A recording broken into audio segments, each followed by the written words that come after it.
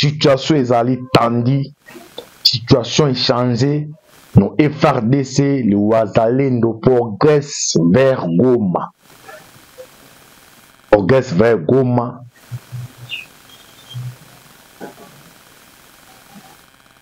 Ba RDF na bananga bazwaki Bukavu. Nanjela ya voiture mais bakimi nanjela mai. Toloba te bande. Nanga M23 RDF bayaki Bukavu ba aéroport mais bakimi nanjela mai bato moko ce que utua bakoti na bato tout la musi azaza Goma. Wazalendo bazoya tina Goma wana. Wazalendo boya tina Goma. Wazalendo boya tina Bunagana. Wazalendo ba okota Kigali wana. Foto kende kopesa Kagame mbote. Mon histoire ya Japon na États-Unis, les bazo peksa Japon zo kate. Mais arme o betaka wana, ba japonais bon ba bisi bo totala bon ete to tika, ba fuka mboza mikolo le foto sala Rwanda yango wana. So tozi Bukavu tozi Goma, Bunagana to suki wana za biete foto kota na Kigali wana, wazalendo ba kota ba pesa Kagame mbote. Écoutez, wana za penda bon photo de bon débarrasse. Ya biso na ba Rwanda fait ça les mabongo. To kota na Kigali wana, to pesa Kagambote comme c'était. Parce que bon, moi quand on est Timaseki. Bonjour, bonsoir na balandinyoso. Il y a la voix céleste télévision. Mbote na bino mbote, vous allez ebele partout dans le monde. Vous allez biso par la voie internet. Au niveau États-Unis, na pesi binoso mbote ska vous allez. Vous en Europe, vous en Asie, Océanie, en Afrique, sans oublier République démocratique du Congo, c'est toujours votre serviteur Moïse Maoka, antiba de la République, l'émission Bolingaka. Tolobate, automesana kope sabino ba actualité politique en temps réel boye batoza wapi, tozo kende wapi, peto kusuka wapi. Merci de quoi azali si ma caméra, Arnaud Le Bogard, de Alvi Béa les signes naturels, Maman Sissi Mboko, la fiti maman de Masiara, Mbote Suko Zali, Bandeko Nyonso Balandara Biso, Baosone Biso, Nzambe, Azala Nabino. Dengue Tomesa Nabiso Nabino, Biso Toza Bangolo, Kati Yamaya, chaque fois, Tobimara Mokili, les alliés pas tout partager Biso Nabino, Tomoni. Nakati ya mayom tozana mokili koti ya tembete. Situation ezali tendue, situation échangée. Nos FRDC, le Wazalendo progresse vers Goma.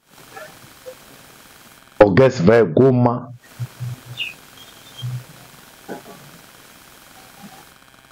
Ba RDF na bananga bazwaki Bukavu. Nanjela ya voiture mais bakimi nanjela mai. Toloba te bande.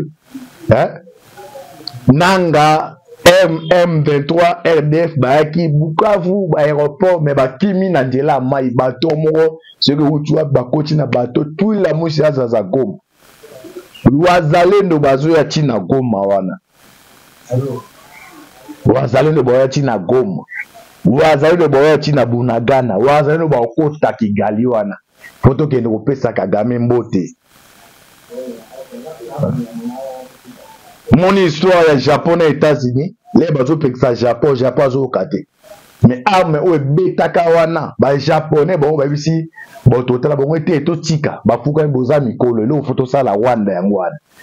So tozi Bukavu tozi Goma, Bunagana to suki wana za biete foto kota na Kigali wana, wazalendo ba kota ba pesa Kagame mbote. Écoutez, wana za penda bon photo de bon débarrasse. Ya biso na ba Rwanda fait ça les mabongo. To kota na Kigali wana, to pesa Kagambote comme c'était. Parce que bon, moi quand on est Timaseki.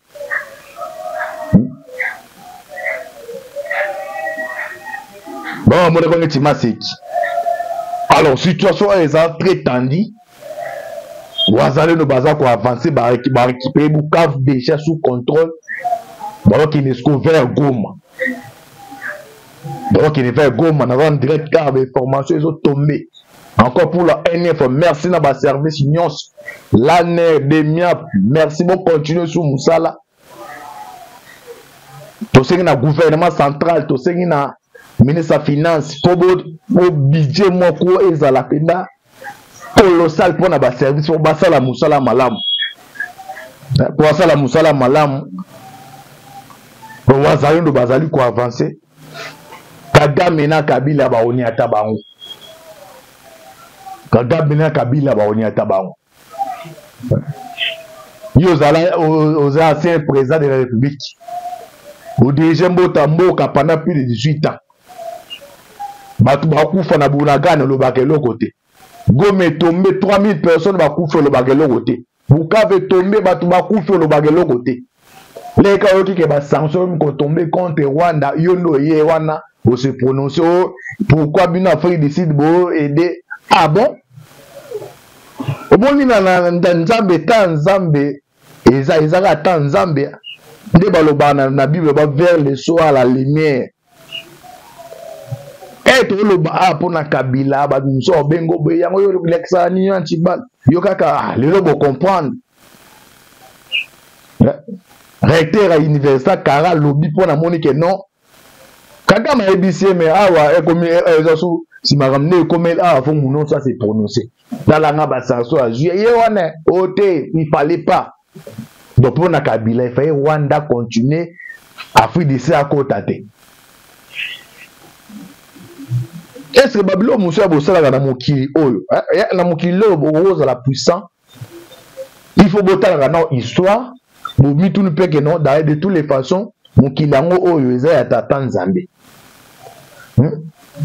mokili oyo eza ya tata Nzambe atika biso to vanda na planète Terre déjà sur na 11 planètes est-ce que les États-Unis a grande puissance de la planète musu ya la planète Terre et là ça que na planète Terre nde Nzambe atika biso bato mokili to vanda donc tous les planètes etikali na mokili eza ya ye. Parce que yo moni yo moto oyo okelami epa Nzambe omi mona c'est comme si makamuti oko sala les avantages na Nzambe azitaka te hein mais mona tout na bilo musa bo sala itilaire asali sala on e apwa suwa kindeli ye moka zu arma mi beti na masasi parce que ba histoire wana te ya Kabila te Kagame Kabila te ya Kayote ozu opportunité oyo et bela batu musu ba ki abeti 25 ans 20 ans, 15 ans na campus, on n'a pas comme à docteur, mais à ça, on a un foot en dako. Mais on a un sur pouvoir na âge qui a 27 ans. Au dirigé mot comme on dit planète ya RDC. RDC pesio parce que nyons do RDC pesio na âge aux anango ata lelo aux aka na mokité bana ya bano ba otika la malamu. Mais yo pona yo non te zambo kana ngai. Pona yo za pouvoir na ngai.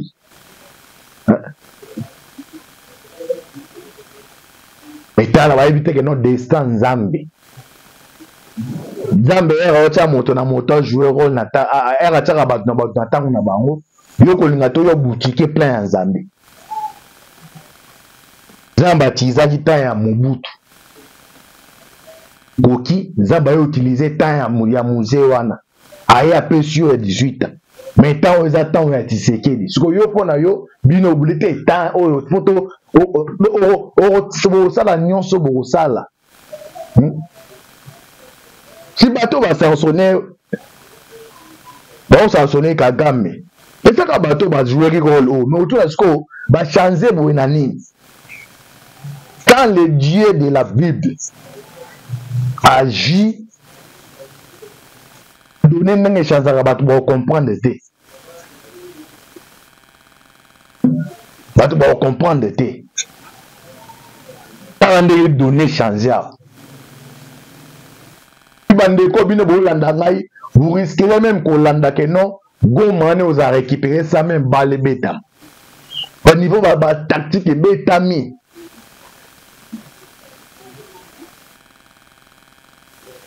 moni sanction tous on a ba volé belé volé à communicationnel volé diplomatique volé à ba sanction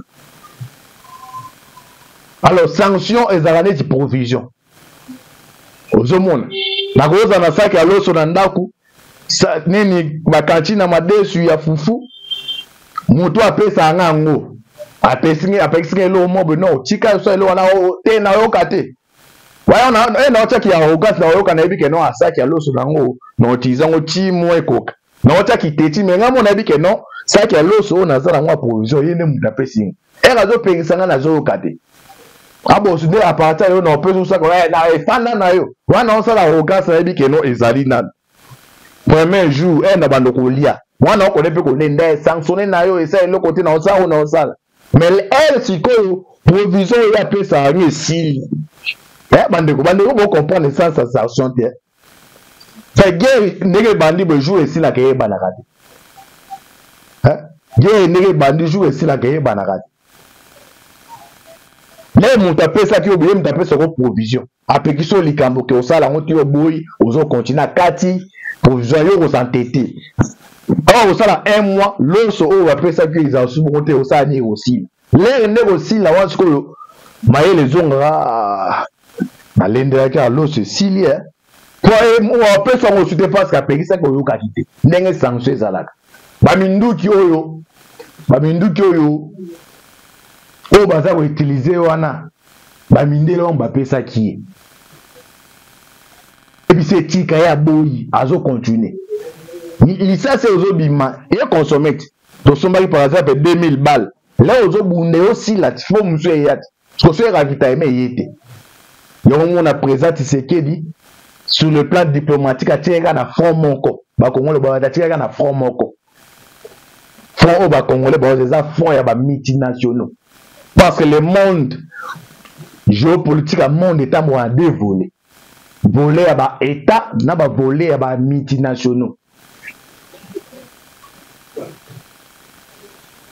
Il y a cause à la Congolais. Il y a 20 milliards. Donc, si on a 20 milliards, c'est que nous avons important dans RDC. Donc, dans 20 milliards, nous avons influencé la décision de Mboka Nangai. Pas j'ai l'argent.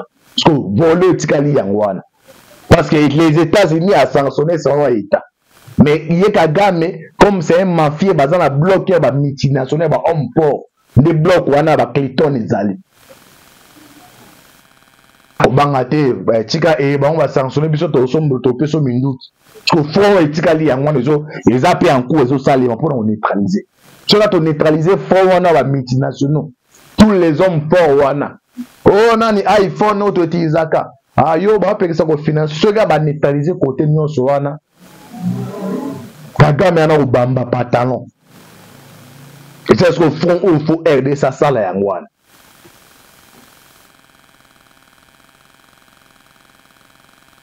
Tikali yangwana non so ngato coach mais non banga celebino révélation ya kabiliste un kabiliste dit ça mais après c'est ba révélation il est pas ça qui aveuglé mais on comprend de yé moko tout beli et qui wemba bandeko boye biwa wazaki soki oza moto pour soutenir la fachi ou la la télévision ko oza TV no panjango mais les lo après c'est ba révélation afin ayo ko rejoindre des biso ko ka ba révélation qui we Mbappé si pe biso na loba ngala bandi ko ba makambu de banda 2021 na bi ke non live c'est Kaiza Kabi otonyonso oyo manière o azula kiloko soki kanda ne komi na suka aoluka ga utiliser moyen wana Kabila du pouvoir te na vraiment diplomatique non na vraiment démocratique non basi maki ba minduki be ba du pouvoir alors comme le quoi déjà na kata mutu na ye soka moni que non a se limiter à okeka na voir wana yo ko boulete que non Kabila aux élections jamais auto senga na fati moi mukie pe dictature ça la kamalamu que ba signaux sorti comme médiatique ya Kabila wande mutu mona nga sala rétropédalage non alobaki na anglais bien bon comprendre beta lobi clairement assumer que non l'FCC ya comme on assumer donc la constitution lobi que non ça va ministre intérieur radier PPRD donc PPRD balongo lango et comme un parti politique na l'espace beaucoup na minduki oya ko s'entêter banye batangi éviter ça ko traîner pourquoi ça ko traîner na éviter botala basango biso wana na bakishasa wa surtout biso bakinois mutu azala muluba azala mungala azala to mesala ko vivre bon ensemble mais au moins la tolamuki boue abesho la koti ono bazoboma baswahili siko fo kotuna déclaration na show la sali nini ebatami nsima na yango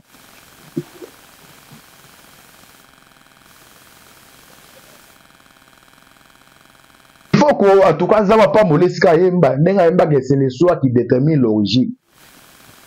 Et bien les gens qui ont monde basango bakosa kate, moi so ba lobika mais oya turo penda, tozana ba cardinal. Mais oya turo penda ba becha ngoma be tous les Congolais ba comprendre oyo baza ba politicien ya nzambala. Hein? Batikeli bango temps basala mbasa mais comme tango na temps eloko non so comme na suka. Moto nyonso azaka démasqué déjà atika comme même ne tout dernier moto wana ba nyonso ba comprendre ndenge délivrance yaka te moi soki basango balobi bakosaka te metala elo shola la muki mamono ba obo ba swahili tuni bon la kisa biso adresse nini mais to ba na Kinshasa toza 24 provinces 24 communes. La révision sur la commune nini niveau bakinois balingani boy pour mesala ko vivre ensemble mingi so exprime-moi tribalisme ezara muta uti mboka nde mutu ba so ayi mais baki o aza kino neti biso to bakinobo to yebdo tito kola to beta babale tanko eba o yaze kolo boy to zane si famille mais ce que sur la muki abike non ba ko ba bo ba swahili na commune nini ndenge nzambe adévoile adémasqué bango okobata mobata me na suka nango eloko nzambe adémaskaka tous les bamasque etombaka masque etombe boye bato nyonso bacomprendre oyo aza nde bo ndenge tokomi na micho alors otiela bino barévélation oyo ya un kabiliste oyo atubeli la région de biso ase concerne la situation à est l'état na osala l'émission awa bandeko naza en direct bawazanelo baza ko avancer bazo contre déjà 70% à 80% Bukavu nanga tout la mwisa za ba Goma tozo baza ko ya tina Goma tina Bunagana tina Kigali wana Zambe alobi ke na mokili no asali oyo apesa pouvoir na biloko eza 4 eza 4 na ebite 4 na lingala ezaka na rolo banini mitano ya liboso ezali mupepe eza biloko naturellement za bapesa ngo pouvoir osoki esa etomboki mutu te akokanga ngo bozomona Los Angeles si les États-Unis ba technologie bele mais tala eloko ese na Los Angeles eza biloko monza bapesi ya mibale moto bozomona États-Unis omona moto ezikisa bazamba mais États-Unis baza ba technologie ba ko ngota eza ba force oyo nzambe nanga pesa ngo wana ti mokili kokufa soki etomboki moto moko te akoka kokanga ngo ya liboso mupepe ya mibale moto ya misato ezali mai ya suka nde oyo nzambe apesi sur le peuple minute oyo eza makambo te soki ya Tshisekedi eza likambo ba congolais lobi na Bukavu ava bakima na wapakata mbangu ici moi azali une église mon pasteur ote ya bien en tout cas il a laissé clairement que bino boza ba étranger tofandaki awa na ba FRDC tozalaki à l'aise mais bino boyeba ke boza ba libérateur mais banda bino boye tongo midi poko koboma donc un attaque komi na coin amo ata mama bato oteka ne mapa na ye so asengi mapa ka mama meka koboya bazwi lisasi to amo ata do oka crime moko ozo commettre kuna, n'en parlons même pas. Bolanda ba révélation ya un kabiliste ou apesi pour na Kabila, Eric Wemba. Bande ko bolanda ka boyebi. Comme ça tous on va pas continuer. Tolanda. Après sa communication ratée, Joseph Kabila cherche de rectifier les tirs, mais c'est trop tard. Parce que les gens ont compris ses vraies intentions. Les Congolais ont déjà compris que c'est lui le patron de l'AFC. Il a voulu rectifier, dire que les gens n'ont pas bien compris l'anglais. Mais la question qu'on se pose, M. Kabila, comment dans un pays francophone, tu sais que la plupart des gens ici partagent la langue française, comment tu t'es adressé à ton peuple en anglais? Un jour, un acteur politique qui vous a rencontré je ne comprends pas comment M. Loubaya aujourd'hui peut faire allégeance à Kabila, qui vous a rencontré dernièrement à Addis Abeba, un jour comme ça, quand il était encore secrétaire général de l'INC, il nous disait dans les coulisses que Kabila ne mérite plus de diriger ce pays. Loubaya disait que Kabila, c'est un garçon qui a refusé l'intégration. Il a fait 18 ans au pays. Il n'a jamais parlé la même langue que les Congolais. Il nous disait encore, parce que nous étions peut-être un peu oubliés, moi je n'ai pas oublié, nous étions beaucoup de journalistes. Claudel nous disait encore, Mobutu, nous connaissions ses amis. Les Bomboko étaient ses amis. Kabila, on n'a jamais connu ses amis. Il a vécu à Kinshasa, Nabashino, Bayaga, Balubaralinga, il n'a jamais. Et Kabila déteste les Kinois. Et les Kinois les savent. C'est comme ça, il a du mépris pour les Kinois. Et il a toujours vécu comme un étranger dans notre propre pays. Ses amis, on ne les connaissait pas, c'était vraiment un étranger dans ces pays. Alors, l'évolution de cette affaire de l'AFC nous a démontré les rôles, nous révèle les rôles que Kabila a joué pendant 18 ans dans ce pays pour conserver son pouvoir. En fait, Kabila fait de la RDC la province du Rwanda. Et cette province avait comme président délégué James Kabarebe, un proche de Kagame. Et Kabila n'était qu'un gouverneur. Et James Kabarebe, c'est comme ça que les Américains ont trouvé qu'il ne fallait même pas sanctionner Kabila. Le metteur en scène, les concepteurs, celui qui déstabilise le Congo pendant plus de 25 depuis qu'il avait l'âge de 25 ans, s'appelle James Kabarebe. C'est lui qui déstabilise le Congo. Vous savez, il est venu ici avec l'AFDEL. C'est pourquoi j'ai dit qu'il faut éviter la haine contre Tshisekedi. C'est vrai qu'il y a des choses que nous ne pouvons pas aimer de ces Tshisekedi, qui sont critiquables. Et nous allons continuer à critiquer sa gouvernance. Mais la méthode choisie par les autres pour les renverser est une méthode révolue qui ne devait plus marcher dans notre pays. Je vais vous dire, James Kabarebe est venu ici avec Kabila. Kabila l'a nommé chef d'état-major. C'est là où il a commencé à déstabiliser le pays. Il a humilié les vaillants combattants formés dans les hautes écoles de nos FARDC, en les cantonnant à Kitona là-bas. Les gens connaissent l'histoire, comment il a humilié, pour en fait écarter ces bons éléments dans nos armées pour contrôler notre armée. James Kabarebe, c'est lui le vrai mentor de Kabila. Et je vous rappelle qu'à Jeune Afrique a révélé que c'est lui qui a même formé Kabila. Donc, Kabila s'est référé à lui. C'est lui qui a formé Kabila sur les armes, Léonie Babé Taraminduki, et vous vous souviendrez qu'à la marche de l'AFDEL, pour donner les visages congolais, on a utilisé Joseph comme l'enfant de Kabila, qui a fait tomber Kisangani. Et c'est lui qui est venu animer une conférence de presse à Kisangani, quand Kengo disait qu'il était à Kisangani. C'est là où on a découvert que Kabila avait un fils. Vrai ou faux fils de Kabila, tel n'est pas notre débat aujourd'hui. Mais nous constatons seulement que c'est un infiltré qui a été sous les ordres de James Kabarebe. Pour preuve encore, vous allez constater que quand il y a des élections au Congo, pour faire valider les résultats boutiqués par Nanga, alors que Kagame se servait de sa position à l'Union africaine pour contester l'élection de Tshisekedi boutiquée par Nanga, alors les émissaires de Kinshasa avec M. Kalev envoyés par M. Kabila pour convaincre que les résultats passent. Comme si le Rwanda devenait la source du pouvoir au Congo, alors que notre cour constitutionnelle, notre CENI, dirigé par Nang, avait déjà tranché, mais il fallait aller à Kigali. Et ces émissaires sont allés voir James Kabarebe pour lui dire, voilà, il y a ça. Et James Kabarebe leur a dit, publiez les résultats, moi je vais convaincre Kagame. Voilà comment Kabila a fait de ce pays une province du Rwanda.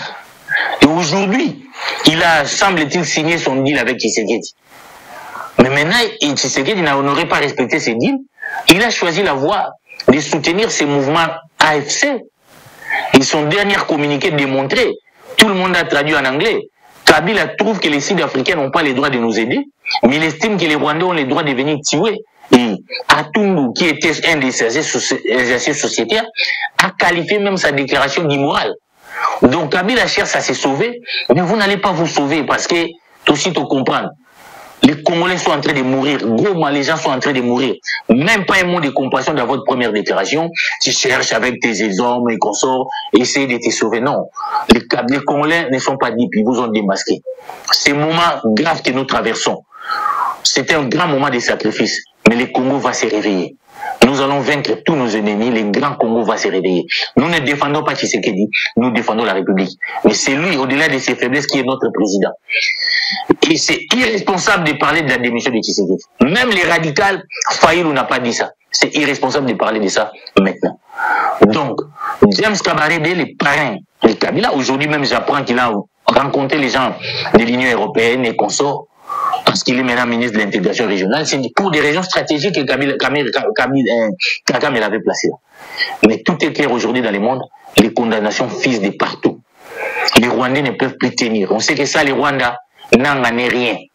Et que si Bakati Moutou, Mukila Mukezo Ningane, Bete Baouvira, Otoroya Wapi, Kompoyo, et Gosimbate. Donc, les Congolais de tenir bon, de ne pas céder. C'est notre pays. Il faut que nous libérons tous les territoires. L'argumentaire avancé par James Kabarebe, je vais terminer par là, c'est l'argumentaire avancé par tout le monde. Les Kabyles et un jour, et consorts parlant des FDLR. Mais à ce sujet, je voulais dire ceci. Les FDLR, Mazoua déjà Bambouka, on a pris Bounangana. Combien de FDLR Kagame a déjà capturé? Sur base de ça, Kabila a fait un deal avec son parrain James Kabarebe dans une opération conjointe qu'on a appelée Umoja pour capturer les FDLR. Mais ça n'a pas empêché, et Kabila avait contesté pour dire qu'il était contre. Kabila, pour plaire à James Kabarebe, il a chassé Kamere. Alors, Kamere n'a fauté à l'Assemblée nationale. Mais après, l'M23 a ressurgi. Ils ont occupé, même à l'époque de Laurent Désiré Kabila, des territoires entiers. Ils n'ont jamais capturé ces FDLR-là. Les FDLR, nous avons compris, ce sont nos richesses. Ces FDLR sont armés par les Rwandais pour justifier leur présence ici. Et ce n'est pas acceptable. J'ai vu même quelqu'un, un certain Moïse Nyarugabou, prendre fait et cause pour les Rwandais. Parce qu'il est rwandophone, alors qu'il a été sénateur ici. Les gens n'ont jamais refusé. Vous étiez sénateur. Roubero a été premier vice-président. Il a été ministre. Parler d'une guerre d'une communauté, c'est faux. Ici, il n'y a pas cette guerre-là. Il ne faut pas nous exporter ce qui se passe au Rwanda. Avec ces deux ethnies qui se battent avec des égorgements cycliques. Le Congo a plus de 450 ethnies, les gens ne se battent pas. Il faut que ces arguments ne passent plus au niveau de la communauté internationale. L'enjeu de cette guerre, c'est un enjeu économique. On pille nos richesses en tuant les Congolais pour ravir nos terres. Alors, donc, donc Kabila, James Kabarebe, vraiment, nous nous battons pour mettre fin à ces complots, pour démanteler ce système. Merci. Ok. J'espère que vous l'avez dit, Eric Kiwemba, vous avez kabiliste converti, afin à rejoindre des bisous, Bantiba de la République. Vous m'avez à comprendre des toiles d'araignée. Joue aux États-Unis, a vu à des sanctions contre James Kabarebe, il fallait que Kagame. Non.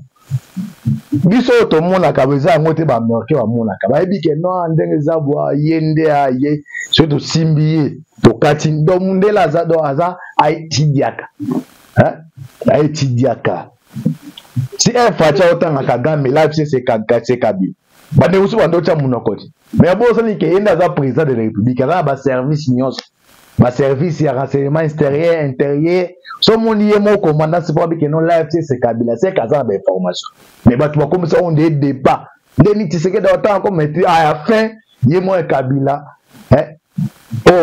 bambuza benga pour pas que côté lié aye a sali sorti mon quoi na sala rattrapage rétropédalage simbité ami bimisi na poise dona bato ba ndeko côté là na baronesse bere ki we bando côté là ya mwa autant combat Kabila va comprendre c'est Tshisekedi parti Beto Azaki na raison donc vous l'en dit révélation commentaire exact donc vous allez nous continuer à avancer bazo équipe qui ne vers Goma waza merci de ça Simana Bino vous a toujours branché vous a toujours connecté à chaque fois que tu es Gozala tu koya pour te partager biso na Bino Nzamba la Bino c'était toujours votre frère Antibal de la République. Affaire à suivre. Ciao. James Kabarebe leur a dit publier les résultats, moi je vais convaincre Kagame. Voilà comment Kabila a fait de ce pays une province du Rwanda. Et aujourd'hui, il a, semble-t-il, signé son deal avec Tshisekedi.